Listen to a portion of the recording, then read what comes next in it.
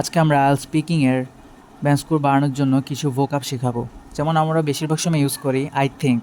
তো আই থিঙ্কের পরিবর্তে আমরা যেটা ইউজ করতে পারি আই স্ট্রংলি বিলিভ দ্যাট, অথবা আই স্ট্রংলি কনসিডার দ্যাট, অথবা I firmly hold the view.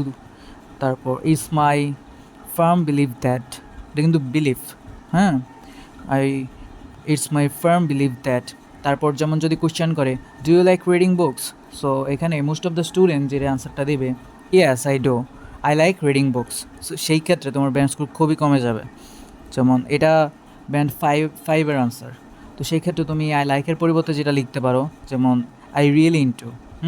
যেমন for example, I am really into travelling, I am really into reading books, I am really into watching movies. অথবা বলতে পারো I am fond of, I am fond of watching movies, I am fond of listening to music, I am fond of travelling new places.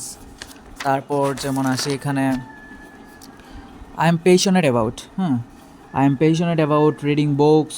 তারপর হচ্ছে I am passionate about uploading new videos, I am passionate about taking pictures. তারপরে it's important, এটার পরিবর্তে আমরা লিখতে পারি it's crucial, it's essential, it's of great significance, it's place a vital role in. So এগুলো হচ্ছে কমন কিছু vocabulary, এগুলো শিখবা। তো এগুলো ইউজ করতে পারলে আইএলটিএস স্পিকিংয়ে ব্যান্ড স্কোর অবশ্যই বাড়বে।